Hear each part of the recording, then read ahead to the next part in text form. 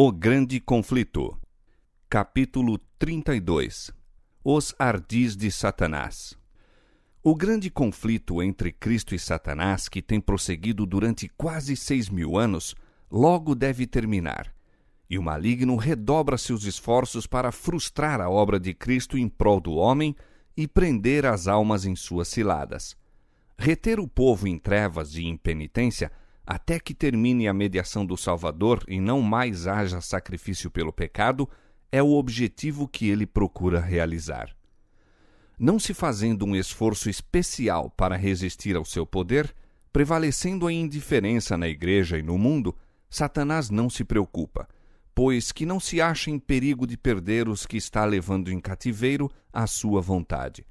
Mas ao ser chamada a atenção para as coisas eternas e almas indagarem: que é necessário que eu faça para me salvar? Ele está a postos, procurando opor seu poder ao de Cristo e neutralizar a influência do Espírito Santo. As Escrituras declaram que, em certa ocasião, em que os anjos de Deus foram apresentar-se perante o Senhor, Satanás foi também entre eles. Jó 1:6. Não para curvar-se perante o Rei Eterno, mas para favorecer seus maldosos intentos contra os justos. Com o mesmo objetivo está ele presente quando os homens se congregam para o culto a Deus. Posto que o culto das vistas, está ele a trabalhar com toda a diligência para dirigir o espírito dos adoradores. Semelhante a um hábil general, formula de antemão seus planos. Vendo ele o mensageiro de Deus examinando as Escrituras, toma nota do assunto a ser apresentado ao povo. Emprega então todo o seu engano e astúcia no sentido de amoldar as circunstâncias, a fim de que a mensagem não atinja aqueles a quem ele está enganando a respeito daquele mesmo ponto. Alguém que mais necessite da advertência estará empenhado em alguma transação comercial que requer a sua presença ou de algum outro modo será impedido de ouvir as palavras que lhe se poderiam demonstrar um cheiro de vida para a vida.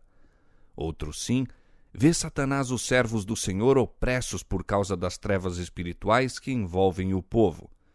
Ouve suas fervorosas orações rogando graça e poder divinos para quebrar a fascinação da indiferença, descuido e apatia. Então, com renovado zelo desenvolve suas artimanhas. Tenta os homens a satisfação do apetite ou alguma outra forma de condescendência própria, embotando assim a sua sensibilidade, de maneira que deixem de ouvir precisamente as coisas que mais necessitam aprender. Satanás bem sabe que todos quantos ele pode levar a negligenciar a oração e o exame das Escrituras serão vencidos por seus ataques. Portanto, inventa todo o artifício possível para ocupar a mente. Sempre houve uma classe que, mostrando-se embora muito piedosos, ao invés de prosseguir no conhecimento da verdade, fazem consistir sua religião em procurar algum defeito de caráter ou erro de fé naqueles com quem não concordam. Tais pessoas são a mão direita de Satanás. Os acusadores dos irmãos não são poucos, e estão sempre em atividade quando Deus está a operar e seus servos lhe estão prestando verdadeira homenagem. Eles darão interpretação falsa às palavras e atos dos que amam a verdade e lhe obedecem. Representarão os mais ardorosos, zelosos e abnegados servos de Cristo como estando enganados ou sendo enganadores. É sua obra representar falsamente os intuitos de toda ação verdadeira e nobre, fazer circular insinuações e despertar suspeitas no espírito dos inexperientes. De todo modo imaginável, procurarão fazer com que o que é puro e justo seja considerado detestável e enganador. Ninguém, todavia, necessita ser enganado em relação a eles. Pode-se facilmente ver de quem são filhos o exemplo de quem seguem e a obra de quem fazem. Pelos seus frutos os conhecereis. Mateus 7,16. Seu procedimento assemelha-se ao de Satanás, o odioso caluniador, o acusador de nossos irmãos. Apocalipse 12:10. O grande enganador tem muitos agentes prontos para apresentar toda e qualquer espécie de erro, a fim de enredar as almas. Heresias preparadas para se adaptarem aos vários gostos e capacidades dos que ele deseja arruinar. É plano seu levar para a igreja elementos insinceros, não regenerados, que acoroçoarão a dúvida e a incredulidade, estorvando a todos os que desejem ver a obra de Deus progredir e com ela queiram avançar. Muitos que não têm fé verdadeira em Deus ou em sua palavra concordam com certos princípios da verdade e passam por cristãos, e assim estão aptos para introduzir seus erros como doutrinas das Escrituras. A opinião de que não é de consequência alguma o que os homens creiam é um dos enganos mais bem-sucedidos de Satanás. Ele sabe que a verdade recebida por amor à mesma santifica a alma de quem a recebe. Portanto, está constantemente a procurar substituí-la por falsas teorias e fábulas ou por outro evangelho. Desde o princípio, os servos de Deus têm contendido com os falsos ensinadores, não meramente como homens corruptos, mas como inculcadores de falsidades que seriam fatais à alma. Elias, Jeremias, Paulo, firme e destemidamente se opunham aos que estavam desviando os homens da palavra de Deus. A liberalidade, que considera como sendo sem importância uma fé religiosa correta, não encontrava apoio algum por parte daqueles santos defensores da verdade. As interpretações vagas e imaginosas das Escrituras, as muitas teorias contraditórias concernentes à fé religiosa, as quais se encontram no mundo cristão, são obra de nosso grande adversário para confundir o espírito de tal maneira que não saiba distinguir a verdade. E a discórdia e a divisão que há entre as igrejas da cristandade são em grande parte devidas ao costume que prevalece de torcer as Escrituras a fim de apoiar uma teoria favorita. Em vez de estudar cuidadosamente a palavra de Deus com humildade de coração, a fim de obter conhecimento de sua vontade, muitos procuram apenas descobrir algo singular ou original. Com o intuito de sustentar doutrinas errôneas ou práticas anticristãs, alguns apanham passagens das Escrituras separadas do contexto, citando talvez a metade de um simples versículo como prova de seu ponto de vista, quando a parte restante mostraria ser bem contrário o sentido. Com a astúcia da serpente, entrincheiram-se por trás de declarações desconexas, interpretadas de maneira a convir a seus desejos carnais. Muitos, assim, voluntariamente pervertem a palavra de Deus. Outros, possuindo ativa imaginação, lançam mão das figuras e símbolos das Escrituras Sagradas, interpretam-nos a seu bel prazer, tendo em pouca conta o testemunho das Escrituras como seu próprio intérprete e então apresentam suas fantasias como ensinos da Bíblia. Quando quer que o estudo das Escrituras se inicie sem espírito de oração, humildade e docilidade, as passagens mais claras e simples, bem como as mais difíceis, serão torcidas do seu verdadeiro sentido. Os dirigentes papais escolhem as partes das Escrituras que melhor servem a seu propósito, interpretam-nas de modo a lhes convirem e então as apresentam ao povo, ao mesmo tempo em que lhe negam o privilégio de estudar a Escritura Sagrada e compreender por si mesmos suas santas verdades. A Bíblia inteira deveria ser dada ao povo tal qual é. Melhor lhe seria não ter nenhuma instrução bíblica do que receber os ensinos das Santas Escrituras tão grosseiramente desvirtuados. A Bíblia foi destinada a ser guia a todos os que desejassem familiarizar-se com a vontade de seu Criador. Deus deu aos homens a segura palavra da profecia. Os anjos e mesmo o próprio Cristo vieram para tornar conhecidas a Daniel e João as coisas que em breve deveriam acontecer. Os importantes assuntos que dizem respeito à nossa salvação não foram deixados envoltos em mistério. Não foram revelados de tal maneira a tornar perplexo e transviar o honesto pesquisador da verdade. Disse o Senhor pelo profeta Abacuque: escreve a visão e torna-a bem legível, para que a possa ler o que correndo passa. Abacuque 2:2. A palavra de Deus é clara a todos os que a estudam com coração devoto. Toda alma verdadeiramente sincera virá à luz da verdade. A luz semeia-se para o justo. Salmo 97:11. E nenhuma igreja poderá progredir na santificação a menos que seus membros estejam fervorosamente em busca da verdade como de um tesouro escondido. Ao brado de liberdade, os homens se tornam cegos aos ardis do adversário, enquanto ele se acha em todo o tempo trabalhando com perseverança para a realização de seu objetivo.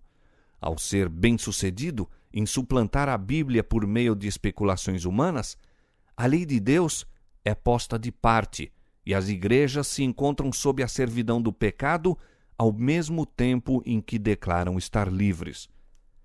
Para muitos, as pesquisas científicas se tornam uma desgraça. Deus permitiu que uma inundação de luz fosse derramada sobre o mundo em descobertas científicas e artísticas, mas mesmo os maiores espíritos, se não forem guiados pela palavra de Deus em suas pesquisas, desencaminhar-se-ão em suas tentativas de investigar as relações entre a ciência e a revelação. O saber humano, tanto das coisas materiais como das espirituais, é parcial e imperfeito. Portanto, muitos são incapazes de harmonizar com as declarações das Escrituras suas opiniões sobre a ciência. Muitos aceitam meras teorias e especulações como fatos científicos e julgam que a palavra de Deus deve ser provada pelos ensinos da falsamente chamada ciência. 1 Timóteo 6:20. O Criador e suas obras estão além de sua compreensão. E por não poderem explicar isto pelas leis naturais, a história bíblica é considerada indigna de confiança. Os que duvidam da fidedignidade dos relatos do Velho e Novo Testamentos, muito a miúde vão um passo além, pondo em dúvida a existência de Deus e atribuindo à natureza o poder infinito. Tendo perdida sua âncora, são deixados a chocar-se contra as rochas da incredulidade. Assim, muitos se desviam da fé e são seduzidos pelo diabo. Os homens têm se esforçado por ser mais sábios do que o seu Criador. A filosofia humana tem tentado devassar e explicar mistérios que jamais serão revelados por todas as eras eternas. Se os homens tão somente pesquisassem e compreendessem o que Deus tornou conhecido a respeito de si mesmo e de seus propósitos, obteriam uma perspectiva tal da glória, majestade e poder de Jeová que se compenetrariam de sua própria pequenez, contentando-se com aquilo que foi revelado para eles mesmos e seus filhos. É a obra-prima dos enganos de Satanás conservar o espírito humano a pesquisar e conjeturar com relação àquilo que Deus não tornou conhecido e que não é desígnio seu que compreendamos. Foi assim que Lúcifer perdeu seu lugar no céu.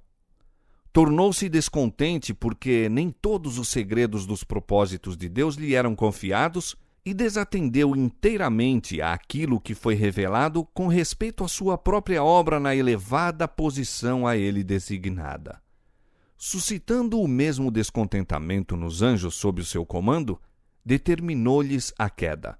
Agora, procura imbuir a mente dos homens do mesmo espírito, levando-os também a desatender aos diretos preceitos de Deus. Os que estão indispostos a aceitar as verdades claras e incisivas da Bíblia procuram continuamente fábulas agradáveis que acalmem a consciência. Quanto menos espirituais, altruísticas e humilhadoras forem as doutrinas apresentadas, tanto maior será o favor com que são recebidas. Tais pessoas degradam as faculdades intelectuais de modo a servirem aos seus desejos carnais. Demasiado sábios em seu próprio conceito para examinarem as Escrituras com contrição de alma e fervorosa oração rogando a guia divina, não têm escudo contra o engano. Satanás está pronto para suprir o desejo do coração e apresenta suas burlas em lugar da verdade. Foi assim que o papado alcançou seu poderio sobre o entendimento dos homens, e pela rejeição da verdade, visto como ela implica uma cruz, os protestantes estão seguindo o mesmo caminho. Todos os que negligenciam a palavra de Deus, a fim de estudarem conveniências e expedientes para que se não achem em desacordo com o mundo, serão deixados a acolher condenável heresia em lugar de verdade religiosa. Toda forma imaginável de erro será aceita pelos que voluntariamente rejeitam a verdade. Quem olha com horror para um engano, receberá facilmente outro. O apóstolo Paulo, falando de uma classe de pessoas que não receberam o amor da verdade para se salvarem, declara: por isso, Deus lhes enviará a operação do erro para que creiam a mentira, para que sejam julgados todos os que não creram a verdade, antes tiveram prazer na iniquidade. 2 Tessalonicenses capítulo 2, versos 10 a 12. Com tal advertência diante de nós, cumpre-nos estar de sobreaviso a respeito de quais doutrinas recebemos. Entre as operações de maior êxito do grande enganador, encontram-se os ensinos ilusórios e prodígios de mentira do espiritismo. Disfarçado em anjo de luz, estende suas redes onde menos se espera. Se os homens tão somente estudassem o livro de Deus, com fervorosa oração a fim de o poderem compreender, não seriam deixados em trevas à mercê das doutrinas falsas. Mas, rejeitando eles a verdade, são presa da ilusão. Outro erro perigoso é a doutrina que nega a divindade de Cristo, pretendendo que ele não tivera existência antes de seu advento a este mundo. Esta teoria é recebida com favor por uma vasta classe que professa crer na Escritura Sagrada. Diretamente contradiz, todavia, as mais compreensíveis declarações de nosso Salvador com respeito à sua relação com o Pai, seu caráter divino e sua pré-existência. Não pode ser entretida sem a mais injustificada violência às Escrituras. Não somente rebaixa as concepções do homem acerca da obra da redenção, mas solapa a fé na Bíblia como revelação de Deus. Ao mesmo tempo que isto a torna mais perigosa, torna-a também mais difícil de ser enfrentada. Se os homens rejeitam o testemunho das Escrituras inspiradas concernente à divindade de Cristo, é debalde arguir com eles sobre este ponto, pois nenhum argumento, por mais concludente, poderia convencê-los. O homem natural não compreende as coisas do Espírito de Deus porque lhe parecem loucura, e não pode entendê-las porque elas se discernem espiritualmente. 1 Coríntios 2,14. Pessoa alguma que alimente este erro pode ter exato conceito do caráter ou missão de Cristo, nem do grande plano de Deus para a redenção do homem. Ainda outro erro sutil e nocivo é a crença que rapidamente se espalha de que Satanás não existe como ser pessoal, de que este nome é empregado nas Escrituras meramente para representar os maus pensamentos e desejos do homem. O ensino tão extensamente exposto dos púlpitos populares de que o segundo advento de Cristo é a sua vinda a cada indivíduo por ocasião da morte, é um ardil para desviar a mente dos homens de sua vinda pessoal nas nuvens do céu. Durante anos, Satanás tem estado assim a dizer: eis que ele está no interior da casa. Mateus 24, 23 a 26. e muitas almas se têm perdido por aceitarem este engano. Outros, sim, ensina a sabedoria mundana que a oração não é essencial. Homens de ciência pretendem que a oração não pode, na verdade, ser atendida, que isto seria uma violação da lei, um milagre, e que os milagres não existem. O universo, dizem eles, é governado por leis fixas e o próprio Deus nada faz contrário a essas leis. Assim, representam a Deus governado por suas próprias leis, como se a operação das leis divinas pudesse excluir a liberdade divina. Tal ensino se opõe ao testemunho das Escrituras. Não foram operados milagres por Cristo e por seus apóstolos? O mesmo compassivo Salvador vive hoje e está tão disposto a executar a oração da fé como quando andava visivelmente entre os homens. O natural coopera com o sobrenatural. Faz parte do plano de Deus conceder-nos, em resposta à oração da fé, aquilo que Ele não outorgaria se o não pedíssemos assim. Inumeráveis são as doutrinas errôneas e as fantasiosas ideias que estão ganhando terreno entre as igrejas da cristandade. É impossível avaliar os maus resultados de remover um dos marcos que foram fixados pela palavra de Deus. Pouco dos que se arriscam a fazer isto param com a rejeição de uma única verdade. A maioria continua a pôr de lado, um após outro, os princípios da verdade até que se tornam efetivamente incrédulos. Os erros da teologia popular têm arrastado ao ceticismo muitas almas que poderiam de outra maneira ter sido crentes nas Escrituras. Impossível lhes é aceitarem doutrinas que lhes ofendem o senso de justiça, misericórdia e benevolência. E desde que tais são apresentadas como ensinos da Bíblia, recusam-se a recebê-la como a palavra de Deus. E este é o objetivo que Satanás procura realizar. Nada há que ele mais deseje do que destruir a confiança em Deus e em sua palavra.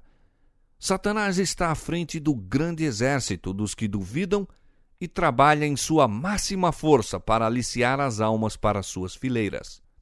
Duvidar está se tornando moda. Há uma classe numerosa pela qual a palavra de Deus é olhada com desconfiança, pela mesma razão por que o foi o seu autor. Porque ela reprova e condena o pecado. Os que estão indispostos a obedecer-lhe aos preceitos esforçam-se por subverter a sua autoridade. Leem a Escritura ou ouvem os seus ensinos como são apresentados do púlpito sagrado, meramente para encontrar defeito nela ou no sermão. Não poucos se tornam incrédulos a fim de justificar-se ou desculpar-se da negligência do dever. Outros adotam princípios céticos por orgulho ou indolência. Demasiado amantes da comodidade para se distinguirem no cumprimento de qualquer coisa digna de honra, que requer esforço e abnegação, visam conseguir fama de uma sabedoria superior, criticando a Bíblia. Há nela muita coisa que a mente finita, não iluminada pela sabedoria divina, é impotente para compreender, e assim encontram ensejo para criticar. Muitos há que parecem entender ser virtude achar-se do lado da descrença, do ceticismo e da incredulidade. Mas, sob aparência de sinceridade, ver-se-á que tais pessoas são movidas pela confiança própria e orgulho. Muitos se deleitam em encontrar nas Escrituras alguma coisa que confunda o espírito de outros. Alguns, a princípio, criticam e sofismam por simples amor à controvérsia. Não compreendem que se estão assim enredando nas ciladas do passarinheiro. Tendo, porém, expresso abertamente descrença, entendem que devem manter sua atitude. Assim, se unem eles aos ímpios e fecham para si mesmos as portas do paraíso. Deus deu em sua palavra evidência bastante do caráter divino da mesma. As grandes verdades que dizem respeito à nossa redenção estão claramente apresentadas. Pelo auxílio do Espírito Santo, que é prometido a todos os que o buscam com sinceridade, cada qual pode compreender por si estas verdades. Deus concedeu aos homens um firme fundamento sobre que repousar a fé. Contudo, a mente finita dos homens não está adaptada a compreender completamente os planos e propósitos do Ser infinito. Jamais poderemos, por meio de pesquisas, encontrar a Deus. Não devemos tentar erguer com mãos presunçosas o véu com o qual ele vela sua majestade. O apóstolo exclama: quão insondáveis são os seus juízos e quão inescrutáveis os seus caminhos. Romanos 11:33. Podemos compreender seu trato para conosco e os motivos que o movem até ao ponto em que nos é possível discernir o amor e a misericórdia ilimitados em união com o poder infinito. Nosso Pai Celestial tudo determina em sabedoria e justiça, e não devemos estar descontentes e destituídos de confiança, antes curvar-nos em submissão reverente. De seus propósitos, ele nos revelará tanto quanto é para o nosso bem saber, e além disto, devemos confiar na mão que é onipotente, no coração que está repleto de amor. Ao mesmo tempo em que Deus deu prova ampla para a fé, nunca removeu toda desculpa para a descrença. Todos os que buscam ganchos em que pendurar suas dúvidas, encontrá-los-ão. E todos os que se recusam a aceitar a palavra de Deus e lhe obedecer antes que toda a objeção tenha sido removida e não mais haja lugar para dúvida, jamais virão à luz. A desconfiança em Deus é produto natural do coração não renovado que está em inimizade com ele. A fé, porém, é inspirada pelo Espírito Santo e unicamente florescerá à medida que for acalentada. Ninguém pode se tornar forte na fé sem esforço decidido. A incredulidade é fortalecida ao ser acoroçoada. E se os homens, em vez de se ocuparem com as provas que Deus deu a fim de sustentar sua fé, se permitirem discutir e cavilar, verão que suas dúvidas se tornam constantemente mais acentuadas. Mas os que duvidam das promessas de Deus e não confiam na segurança de sua graça, estão a desonrá-lo, e sua influência, em vez de atrair outros a Cristo, tende a repeli-los dele. São árvores infrutíferas que estendem amplamente seus escuros ramos, excluindo da luz do sol outras plantas e fazendo-as atrofiar-se e morrer na fria sombra.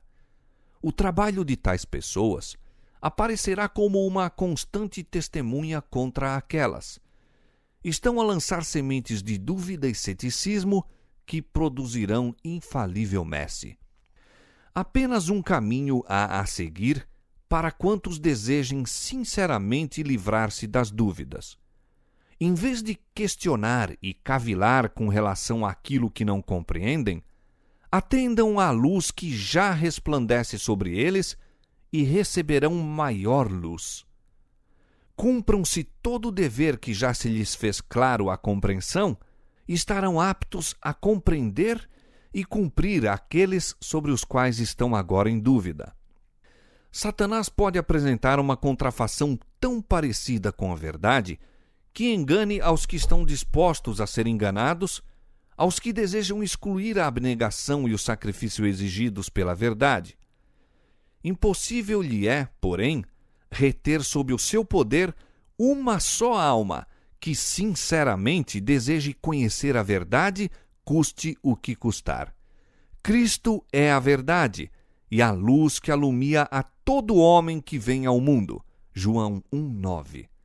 O Espírito da verdade foi enviado para guiar os homens em toda a verdade, e pela autoridade do Filho de Deus se acha declarado: buscai e encontrareis. Se alguém quiser fazer a vontade dele, pela mesma doutrina conhecerá se ela é de Deus. Mateus capítulo 7, verso 7 e João 7:17. Os seguidores de Cristo pouco sabem das tramas que Satanás e suas hostes contra eles estão formando. Aquele, porém, que se assenta nos céus, encaminhará todos esses estratagemas para o cumprimento de seus profundos desígnios. O Senhor permite que seu povo seja submetido à atroz prova da tentação, não porque tenha prazer em sua aflição e angústia, mas porque tal operação é indispensável à sua vitória final. Ele não poderia, de maneira coerente com sua própria glória, escudá-los na tentação, pois o objetivo da prova é prepará-los para resistirem a todas as seduções do mal. Nem homens ímpios, nem demônios podem embaraçar a obra de Deus ou excluir a sua presença de seu povo, se este, com um coração submisso e contrito, confessar e abandonar seus pecados e, com fé, reclamar as promessas divinas. Toda tentação, toda influência adversa, quer manifesta, quer secreta, pode com êxito ser vencida. Não por força, nem por violência, mas pelo meu Espírito, diz o Senhor dos Exércitos. Zacarias 4, 6. Os olhos do Senhor estão sobre os justos e os seus ouvidos atentos às suas orações. E qual é aquele que vos fará mal, se fordes zelosos do bem? 1 São Pedro capítulo 3, versos 12 e 13.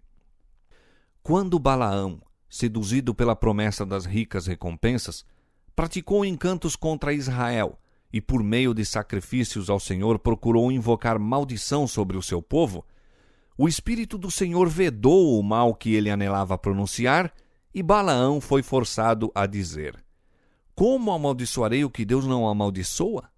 E como detestarei quando o Senhor não detesta? A minha alma morra da morte dos justos e seja o meu fim como o seu. Quando novamente foi oferecido o sacrifício, declarou o ímpio profeta: Eis que recebi mandado de abençoar, pois ele tem abençoado e eu não o posso revogar. Não viu iniquidade em Israel, nem contemplou maldade em Jacó. O Senhor seu Deus é com ele, e nele e entre eles se ouve o alarido de um rei. Pois contra Jacó não vale encantamento, nem adivinhação contra Israel. Neste tempo se dirá de Jacó e de Israel: Que coisas Deus tem obrado! Números capítulo 23, versos 8, 10, 21 e 23.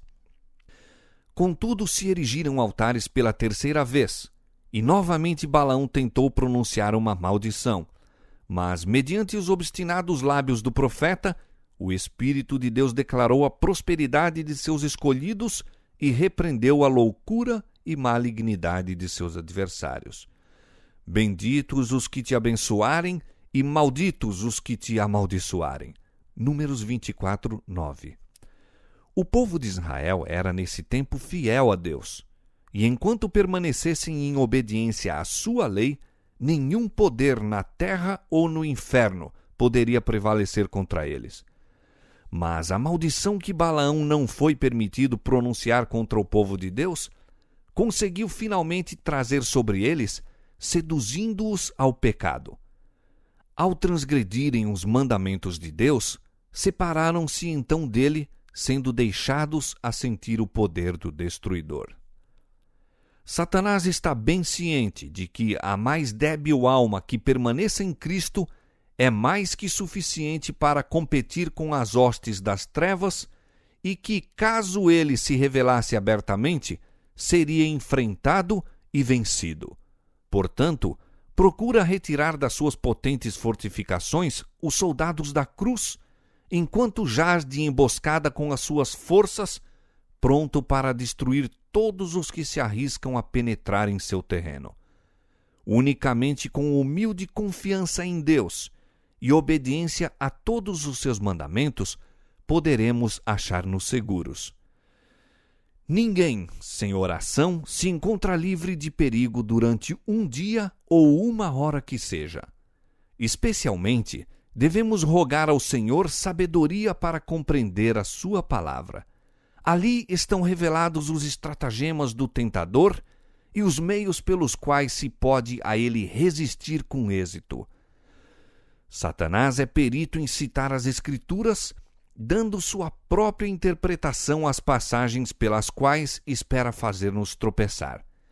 Devemos estudar a Bíblia com humildade de coração, nunca perdendo de vista nossa sujeição a Deus. Ao mesmo tempo em que nos devemos guardar constantemente contra os ardis de Satanás, cumpre com fé orar sempre. Não nos deixes cair em tentação.